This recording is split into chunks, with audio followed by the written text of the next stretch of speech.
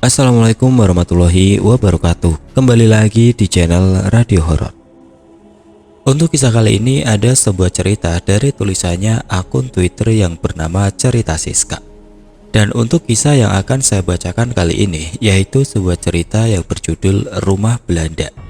Sebelum kita masuk ke ceritanya, tekan dulu tombol like video ini dan jangan lupa tekan juga tombol subscribe channel ini dan nyalakan juga lonceng notifikasinya agar teman-teman tidak ketinggalan cerita-cerita baru dari channel ini. Dan bagi teman-teman yang ingin membaca langsung ceritanya, nanti silahkan saja kunjungi linknya yang nanti akan saya sertakan di kolom deskripsi. Dan jangan lupa follow juga akun Twitter penulis. Dan seperti apa untuk kisah kali ini? Langsung saja kita simak berikut ini. Pada tahun 2019, beredar cerita menakutkan di salah satu rumah di daerah Kepanjen. Rumah ini adalah bekas peninggalan Belanda. Bentuk bangunannya masih utuh dari dahulu sampai sekarang.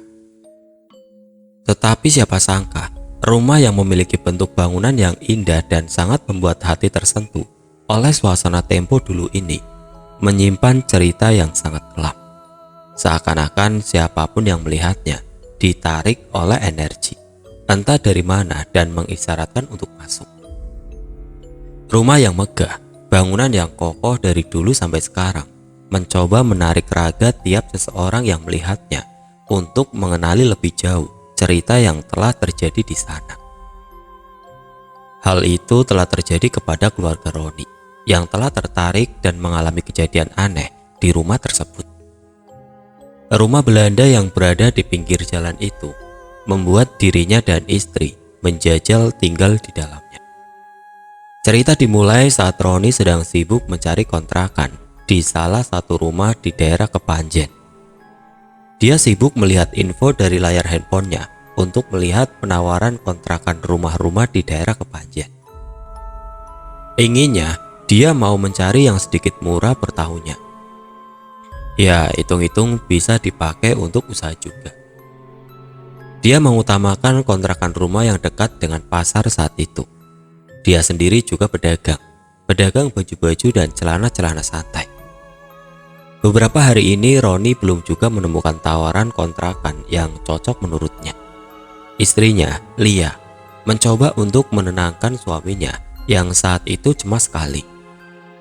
Hal dipikir Roni yaitu takut uang untuk kontrakan itu habis bila tidak segera dipakai untuk menyewa rumah.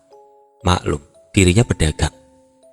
Pikirnya, bisa kalang kabut semisal uang kontrakan dipakai untuk kulakan atau dipakai lain-lainnya. Namanya juga pedagang. Semisal ada masalah kecil tentang finansial, bahkan uang yang sudah disisihkan akan terpakai juga dalam kondisi kepepet. Akhirnya ada sebuah penawaran kontrakan rumah yang dirasa Roni pas dan juga tempatnya strategis juga untuk berjualan. Tidak jauh juga dari pasar, pikirnya dirinya bisa jualan di pasar dan istrinya bisa berjualan di rumah. Kemudian Roni memanggil istrinya. "Dek, ini ada rumah di pinggir jalan yang disewakan. Kayak pas deh menurutku. Soalnya rumahnya di pinggir jalan dan juga enak semisal kamu jualan di rumah juga," ucapnya kepada Lia. Lia saat itu hanya mengangguk saja dan memasrahkan apapun kepada Roni. Karena Lia percaya kepada pilihan Roni untuk urusan apapun. Dirinya tahu, suaminya itu jujur dan juga selalu tepat dalam segala pilihan dia. Roni yang mantap dengan pilihan rumah itu, akhirnya menghubungi pemilik rumah itu dan bernegosiasi soal harga sewa selama setahun. Setelah berembuk dengan baik dengan si pemilik kontrakan dan juga melihat kondisi rumah, tidak ada perasaan yang aneh dan mengganjal di pikiran tentang rumah itu. Pemilik kontrakan juga ramah dan rumah juga lumayan luas dan besar. Bangunan itu dikatakan sudah ada saat zaman Belanda. Akhirnya Roni dan Lia sepakat untuk menyewa rumah itu selama setahun. Kemudian keesokan harinya Roni dan Lia tinggal di rumah tersebut. Lia yang pertama melihat rumah itu sedikit bertanya-tanya soal kamar yang lumayan banyak di rumah itu, hanya heran saja dan memilih tidak melewatinya saja.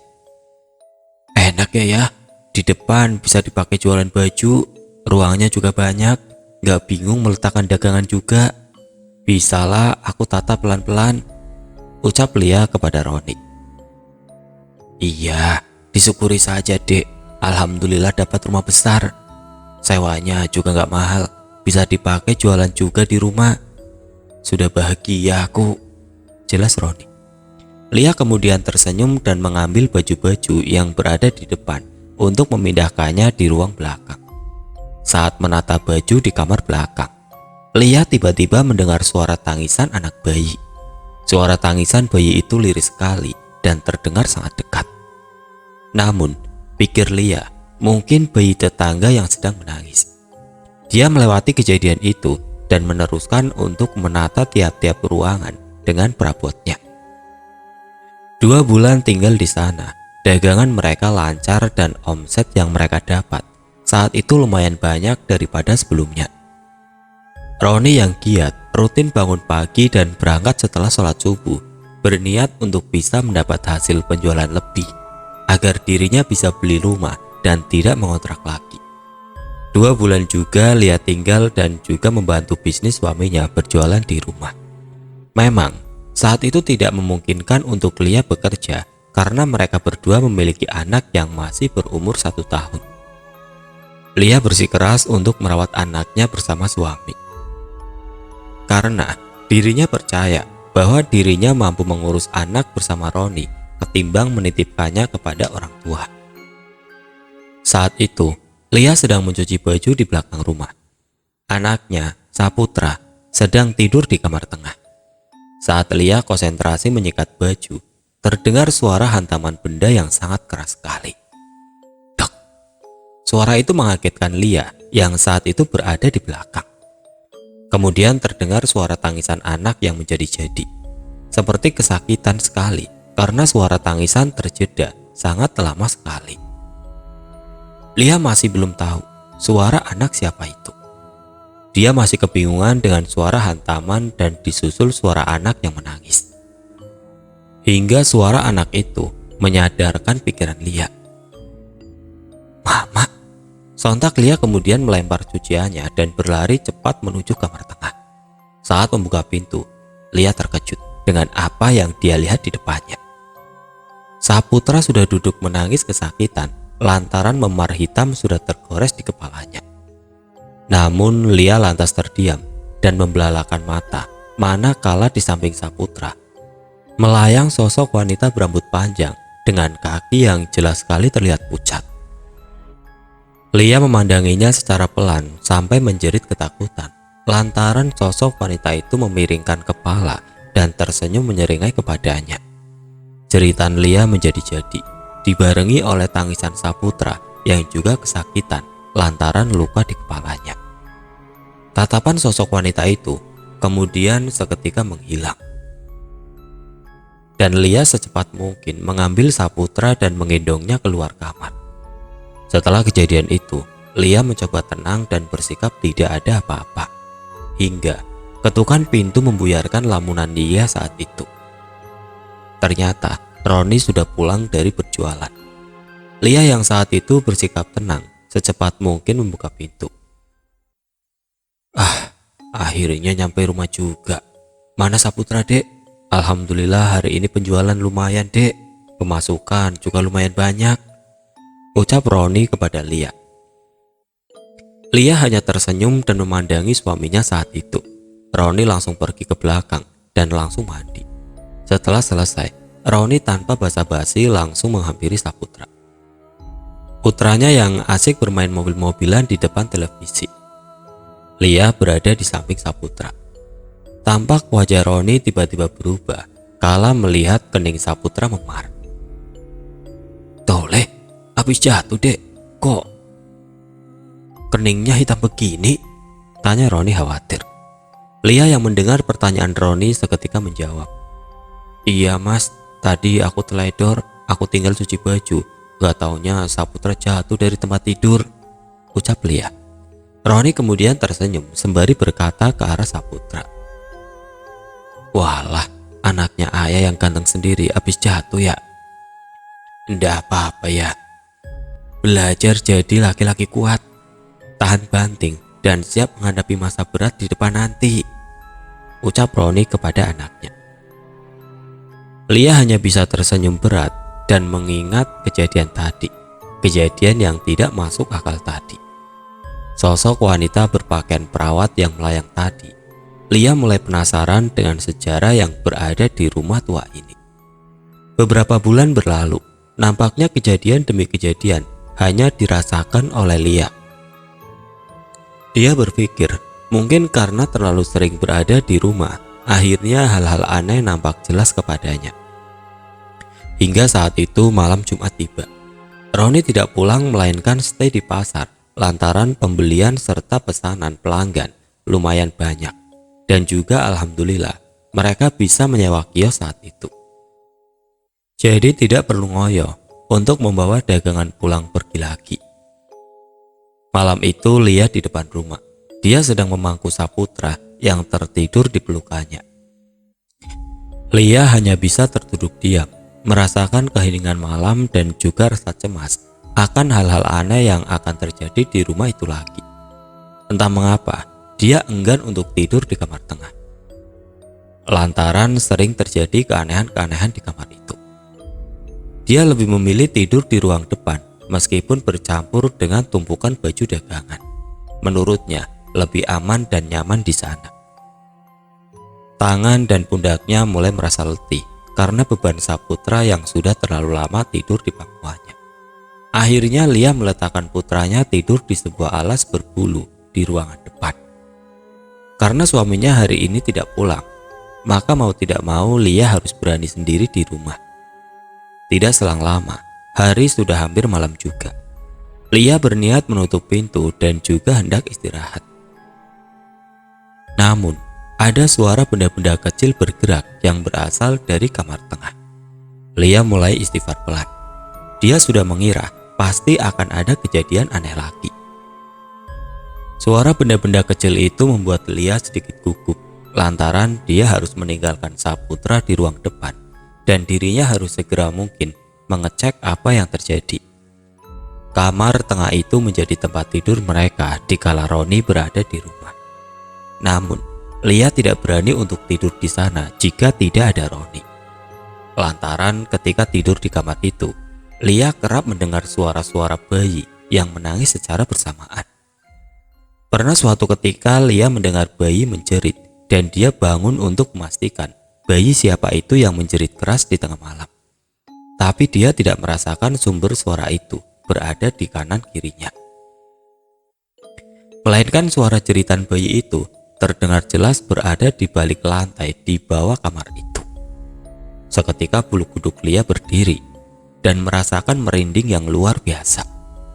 Sejak saat itu Lia selalu merasa aneh dan janggal dengan kamar tengah yang menjadi kamar tidur mereka. Suara benda-benda kecil yang terdengar berpindah-pindah membuat Lia gugup untuk melihat apa yang terjadi. Namun, karena takut itu maling, Lia harus berani melihat apa yang terjadi. Pelan-pelan, dia dengar suara di balik pintu kamar tengah itu. Lia membatin, "Ya Allah, semoga saja bukan maling ataupun penghuni rumah ini yang usil. Semoga saja suara itu berasal dari seekor kucing yang masuk lewat jendela dan tidak sengaja menyentuh peralatanku di meja rias." Kemudian Lia membuka pintu kamar itu dan mencoba menghidupkan lampu di sana. Namun yang terjadi, lampu tidak menyala. Lia kebingungan lantaran hanya di kamar itu lampu tidak menyala. Karena ukuran kamar itu sedikit luas, kamar itu gelap gulita. Namun, saat Lia menoleh untuk hendak mengambil senter, Lia mendengar suara benda-benda itu lagi. Karena gelap, akhirnya dia memakai lampu senter yang berasal dari handphonenya. Tidak terlihat jelas apa yang dia senter. Hanya di pojokan ruangan dekat lemari, Lia mendapati seseorang yang membungkuk dan sedang melakukan sesuatu di depannya. Lia mencoba mendekat pelan-pelan. Rasa takut sudah melumuri tubuhnya. Ternyata suara benda-benda itu berasal dari tangan orang itu yang mengambil benda yang berada di sampingnya. Lia menyorot benda-benda itu yang ternyata adalah peralatan operasi. Lia sudah tidak bisa berkata apa-apa lagi. Kemunculan sosok itu dengan tingkah laku yang membuat Lia merinding. Saat meneruskan untuk menyorot kembali sosok itu, Lia menjerit sejadi-jadinya. Alangkah terkejutnya saat dirinya melihat sosok suster yang saat itu dilihatnya ternyata nampak kembali. Kali ini bukan pemandangan biasa lagi yang dilihat Lia, melainkan sosok wanita itu tersenyum menyeringai kepadanya dengan tangan yang membawa janin yang masih berlumuran darah segar. Lia yang melihat kejadian itu menjerit sejadi-jadinya tanpa henti. Dan tidak hanya itu saja, pemandangan seram yang dia lihat. Sosok wanita ini kemudian memakan janin yang berlumuran darah itu secara brutal dan sangat menjijikkan. Lia kemudian dengan kondisi sempoyongan, tidak percaya dengan apa yang dilihatnya tadi, berlari ke ruang depan, di mana anaknya yang sedang tidur diangkat olehnya dan digendong keluar rumah. Lia kemudian menelpon suaminya, mau tidak mau agar segera pulang. Besokan harinya Roni hanya memandangi istrinya yang masih pucat setelah kejadian itu. "Kamu gak apa-apa pulang sendiri, aku bisa loh dek nganterin. Kamu di rumah ibu aja dulu seminggu atau 2 minggu sambil tenangin pikiran. Mungkin kamu kelelahan karena harus membantu aku berjualan di rumah dan juga masih ngurus Saputra," jelas Roni. Lia hanya mendengus panjang. "Ya, kamu belum tahu apa yang aku alami setiap hari di rumah ini. Ayah cari tahu sendirilah bagaimana cara rumah ini menyapa penghuninya yang betah seharian di rumah. Mungkin dengan cara itu ayah akan paham," jelas Lia kepada Roni. Roni mengantar Lia naik ke mobil tetangga yang mana memang menawari untuk tumpangan lantaran tujuan mereka sama. Roni melambaikan tangan dan kemudian menoleh ke arah rumah itu. Dia pandangi lama sekali tampak depan dari rumah jadul tersebut. Tiba-tiba senyuman berubah menjadi keheranan manakala dia melihat bayangan wanita yang berdiri di dalam kaca jendela rumahnya yang sekejap langsung hilang.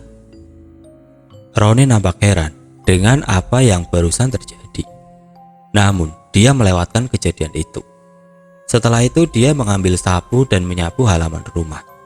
Dia berniat untuk bersih-bersih saja selama istri dan anaknya sedang berlibur. Terlihat Pak Jatmiko sedang berjalan menyapa Roni. "Kok sepi, Ron? Kemana semua?" tanya Pak Jatmiko sambil berjalan mendekati Roni. Roni mengangkat tangan kanannya, melambaikan ke arah Pak Jatmiko. "Sepi, Pak. Ibunya anak-anak bermain ke mertua." Jatmiko tertawa dan duduk di kursi halaman rumah Roni. Dia memperhatikan rumah itu baik-baik. Wajah yang awalnya sumringah kini berganti dengan tatapan yang tajam ke arah rumah itu. "Ron, kamu selama tinggal di sini gak merasa ada yang aneh? Atau mungkin mengalami kejadian di luar logika begitu? Aku saja yang tahu cerita rumah ini gak bisa bayangin Ron kalau tinggal. Paling juga seminggu udah gak betah," ucap Pak Jatmiko. Roni yang mendengar pertanyaan Pak Jatmiko itu heran. Mengapa beliau bertanya seperti itu? Hingga rasa penasaran Roni muncul tiba-tiba. "Memang ada apa Pak dengan rumah ini dulu? Sepertinya rumah juga baik-baik saja, gak ada yang aneh," jelas Roni kepada Pak Jatmiko. Pak Jatmiko menatap pelan ke arah Roni. "Rumah ini dulu punya cerita kelam. Dulu ini bekas sebuah klinik gitu. Ada satu dokter, bidan lah, yang perawatnya ada 2. Lama sih mereka buat praktek di tempat ini. Saat ada kejadian itu, rumah ini menjadi sepi dan tidak ditinggali lagi selama bertahun-tahun, dibiarkan kosong," jelas Pak Jatmiko. "Memangnya kejadian apa Pak?" tanya Roni penasaran. Pak Jatmiko kemudian menghela nafas. "Dulu Ron, sebenarnya biasa saja. Warga juga bertegur sapa sangat baik dengan bidan di sini. Dia juga sering membantu persalinan jika ada warga yang mau melahirkan. Cuma suatu hari ada beberapa warga yang mendapati bidan dan perawatnya sedang mengubur sesuatu di belakang rumah ini. Lah kok Ron, ternyata yang dikubur itu adalah bayi-bayi yang bekas aborsi. Jadi warga bertindak tegas dan melarang mereka praktek lagi di sini. Namun berita itu ditutup-tutupi lantaran menjaga nama baik kampung sini, Ron. Jelas Pak Jatmiko. Roni yang kaget mendengar cerita Pak Jatmiko kemudian menggaruk rambut di kepalanya. Seraya tidak percaya dan sedikit merinding dengan cerita tersebut. Namun sifat Roni tidak akan percaya sebelum ada bukti di depan matanya. Pak Jatmiko pamit pulang karena hari mulai sore dan Roni juga melanjutkan untuk membereskan rumah, menghidupkan lampu dan setelah itu mandi. Saat Roni mandi, tidak sengaja dia mendengar suara celotehan anak kecil di luar pintu kamar mandinya. Dia kemudian berhenti menyiram badannya dan mendengarkan dengan jeli suara celotehan anak kecil itu tadi. Karena dirasa aneh dan membuat Roni merinding, dia segera mungkin membilas tubuhnya dan segera keluar dari kamar mandi. Malam hari tiba. Memang selama istrinya berlibur, dia hanya membuka jualan di rumah saja. Terkadang juga dia sesekali pergi ke kiosnya di pasar untuk membuka sebentar, agar tidak kehilangan pelanggan setianya di pasar. Malam itu sepi sekali. Roni menonton televisi dan tiba-tiba terlelap di kursi. Beberapa saat kemudian Roni bangun dan masih dalam kondisi setengah sadar. Ketika hendak menoleh ke arah kanan untuk mengambil remote TV, alangkah terkejutnya saat dirinya melihat sosok wanita berambut panjang duduk dengan kepala yang miring dan tersenyum menyeringai ke arahnya. Seketika Roni terkejut dan hampir meloncat lantaran terkejut oleh pemandangan itu. Dia kemudian istighfar dan melihat jam sudah menunjukkan jam 10 malam. Roni menutup pintu dan kemudian pindah ke kamar tengah untuk tidur. Saat malam hari tiba, Roni merasa panas sekali hawa di kamarnya.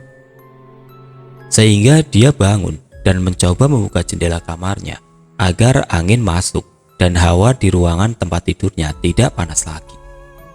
Namun, ketika Roni selesai membuka jendela kamar, dia tidak sengaja mendengar sesuatu merangkak secara cepat di bawah kolong kasurnya. Bayangan hitam yang bergerak cepat itu membuat Roni terkejut dan kemudian membuatnya menyalakan lampu. Saat lampu dinyalakan, betapa terkejutnya Roni kala melihat sosok bayi yang tanpa muka sedang merangkak mendekatinya, dan bayi tersebut berlumuran darah. Roni yang ketakutan kemudian segera membuka pintu dan berlari ke teras rumahnya. Sungguh, Roni kemudian kembang-kembis lantaran terkejut dengan apa yang dia lihat. Seolah-olah tidak percaya dengan apa yang terjadi. Dia kemudian mengambil sepeda motornya dan memilih untuk tidur di kios di pasar. Sejak kejadian yang dialami Roni malam itu, dirinya menceritakan pengalaman yang dia hadapi kepada Lia. Lia juga menceritakan pengalamannya selama berada di rumah itu, hingga mereka memutuskan untuk sementara waktu tidur di kios sambil menunggu pindah ke kontrakan baru. Tapi ternyata rezeki Allah lebih tidak terduga. Roni dan Lia akhirnya mengambil sebuah rumah yang cicilan per bulannya bisa mereka tanggung. Sejak Roni dan Lia pindah dari rumah itu, pemilik dari rumah itu tidak menyewakan rumah itu lagi dan mencoba memagar tinggi rumah itu, dan sampai sekarang tidak ditinggali oleh siapapun.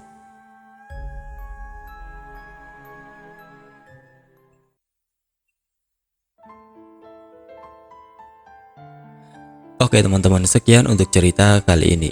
Bagaimana menurut kalian tentang kisah ini? Tulis komentar kalian di kolom komentar. Dan bagi teman-teman yang baru bergabung, jangan lupa untuk like, komen, share, serta subscribe channel ini. Dan nantikan kisah-kisah horor berikutnya tetap di channel Radio Horor. Wassalamualaikum warahmatullahi wabarakatuh.